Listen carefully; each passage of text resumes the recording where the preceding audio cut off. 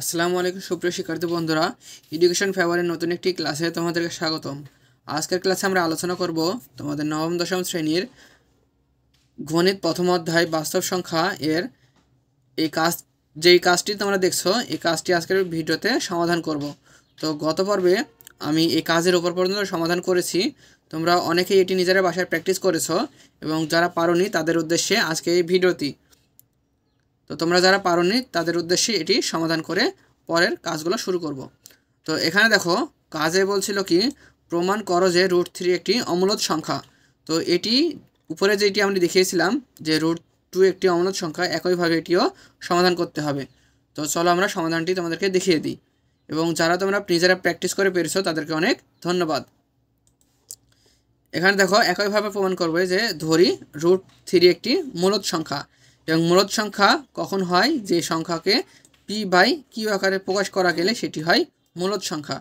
অর্থাৎ এখানে দেখো √3 = p/q, যেহেতু √3 আমরা ধরে নিয়েছি একটি মূলদ সংখ্যা, সেহেতু কি √3 = p/q। এখানে দেখা কি p ও q স্বাভাবিক সংখ্যা ও পরস্পরের সহমৌলিক এবং q greater than 1, q এর মান একের সাথে বড়। তো এখানে দেখো এখানে কি নিয়েছি, দেখো √3 = কত ছিল, p/q, কারণ এটি মূলদ সংখ্যা ধরেছি। এখন আমরা বর্গ করলে কি হবে, বর্গ করলে এই স্কোয়ারের সাথে রুট কেটে গিয়ে এখানে থাকবে 3 এবং এখানে স্কোয়ার হয়ে কি হবে p²/q²। এবার কি কাজ, এবার হচ্ছে উভয় পক্ষকে q দ্বারা গুণ করব। উভয় পক্ষকে কি q দ্বারা গুণ করব, অর্থাৎ বাম পাশে হবে 3q এবং ডান পাশে হবে কি p², এখানে q² ইন্টু q। এবং এখানে দেখো এখানকার একটা q এখানকার একটা q কেটে গিয়ে থাকবে হচ্ছে একটা q, p²/q, যেটি 3q = p²/q। এখানে দেখো 3q পূর্ণ সংখ্যা কিন্তু p²/q পূর্ণ সংখ্যা নয়। এখানে দেখো 3q একটি পূর্ণ সংখ্যা, কিন্তু এখানে দেখো p²/q, p এবং q দুটি কি ছিল, স্বাভাবিক সংখ্যা ছিল, সেহেতু এটি একটি ভগ্নাংশ হয়ে যাবে। এটি হবে পূর্ণ সংখ্যা কিন্তু এটি হয়ে যাবে ভগ্নাংশ, অর্থাৎ এটি পূর্ণ সংখ্যা কিন্তু এটি পূর্ণ সংখ্যা নয়, কারণ p ও q স্বাভাবিক সংখ্যা ও এরা পরস্পর সহমৌলিক এবং q এর মান কি একের সাথে বড়। অর্থাৎ এখানে দেখো 3q এবং p²/q সমান হতে পারে না, অর্থাৎ 3q ≠ p²/q, অর্থাৎ √3 এর মান p/q আকারে কোনো সংখ্যা হতে পারে না, অর্থাৎ √3 ≠ p/q, অর্থাৎ √3 একটি অমূলদ সংখ্যা প্রমাণিত। আশা করি তোমরা বুঝতে পেরেছো কীভাবে এগুলো তোমরা প্রমাণ করবে, যে কোনো একটি সংখ্যা অমূলদ সংখ্যা কীভাবে প্রমাণ করবে। তো এই প্রশ্নটি খুবই গুরুত্বপূর্ণ প্রশ্ন, এই প্রশ্নগুলো খুবই ভালোভাবে তোমরা প্র্যাকটিস করবে। এবার দেখো উদাহরণ 2, এখানে বলছে প্রমাণ করো যে কোনো 4টি ক্রমিক স্বাভাবিক সংখ্যার গুণফলের সাথে 1 যোগ করলে যোগফল একটি পূর্ণ বর্গ সংখ্যা হবে। এখানে বলছে 4টি ক্রমিক স্বাভাবিক সংখ্যা।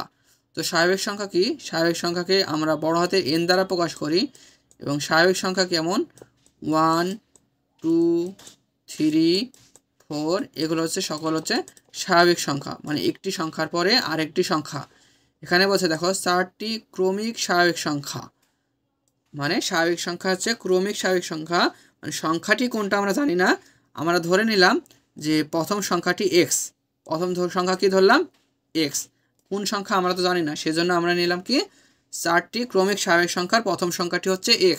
তাহলে পরের সংখ্যাটি কি হবে, অর্থাৎ পরের সংখ্যাটি হবে অবশ্যই কি, এখানে দেখো একটি সংখ্যার মধ্যে পার্থক্য কি, দুটি সংখ্যার পার্থক্য সবসময় 1, তাহলে প্রথম সংখ্যা যদি x হয় তাহলে পরবর্তী সংখ্যা কি হবে x+1, 4টি নিতে হবে, তাহলে তার পরের সংখ্যা কত হবে x+2 এবং তারপরের সংখ্যা হবে কত, অবশ্যই x+3।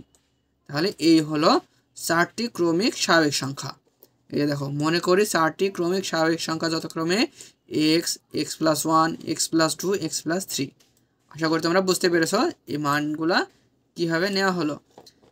এবার এখানে ছিল কি গুণফলের সাথে 1 যোগ করতে হবে, অর্থাৎ এগুলো কি করতে হবে, গুণ করতে হবে, গুণ করে তার সাথে 1 যোগ করতে হবে, অর্থাৎ x গুণন এক্স প্লাস 1 গুণন এক্স প্লাস 2 গুণন এক্স প্লাস 3, এই যে এক্স প্লাস 3 গুণ করে তার সাথে যোগ করব কত, এই যে 1 যোগ করতে হবে।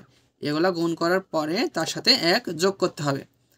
তাহলে এখানে দেখো x plus 1, x plus 2, x plus 3 এগুলো গুণ করার পরে 1 যোগ।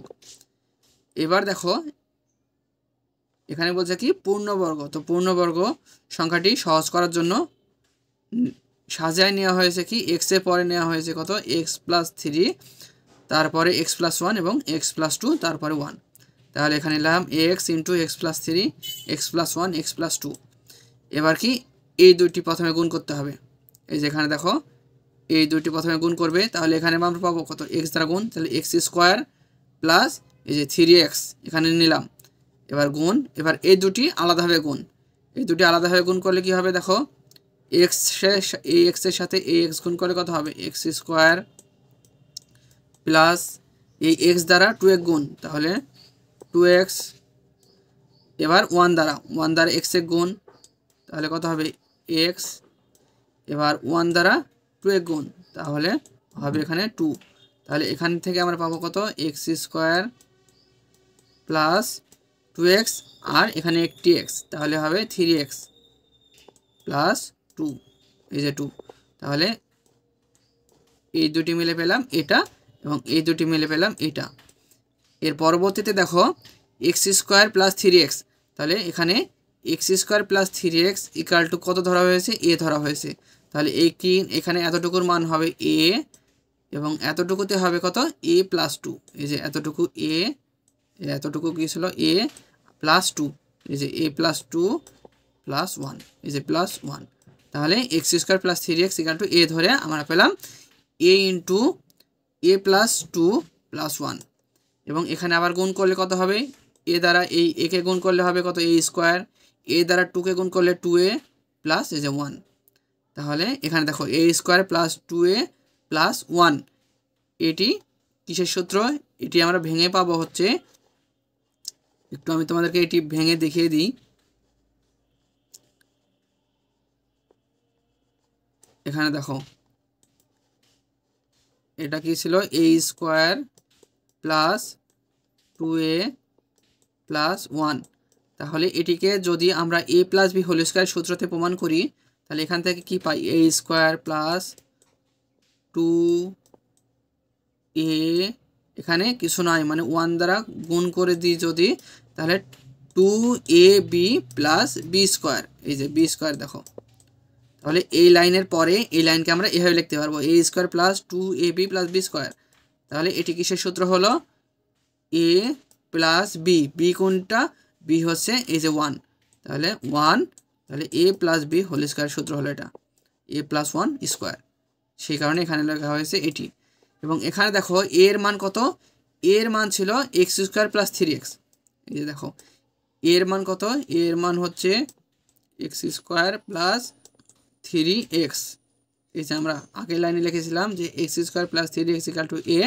এবার এ এর জায়গায় এক্স স্কোয়ার প্লাস 3x বসিয়ে দিলাম প্লাস 1, এই যে 1, এরপর কি স্কোয়ার। তাহলে এটি দেখো যা একটি পূর্ণ বর্গ সংখ্যা, তাহলে এখানে দেখছো এটি অবশ্যই একটি পূর্ণ বর্গ সংখ্যা। সুতরাং যে কোনো 4টি ক্রমিক স্বাভাবিক সংখ্যার গুণফলের সাথে 1 যোগ করলে যোগফল একটি পূর্ণবর্গ সংখ্যা হবে। আশা করি তোমরা উদাহরণটি খুব সুন্দরভাবে বুঝতে পেরেছো। তো আজকের এই ভিডিওটি এ পর্যন্তই। পরবর্তী লেকচারে আমরা দশমিক ভগ্নাংশ এটি নিয়ে বিস্তারিত আলোচনা শুরু করব। তো ভিডিওগুলো কেমন লাগছে অবশ্যই তোমরা কমেন্ট বক্সে জানাবে এবং অবশ্যই আমাদের এডুকেশন ফেভার ইউটিউব চ্যানেলটিকে সাবস্ক্রাইব করে পাশে থাকা বেল আইকনটিতে ক্লিক করে রাখবে। তো ভিডিওটি শেষ পর্যন্ত দেখার জন্য তোমাদেরকে ধন্যবাদ।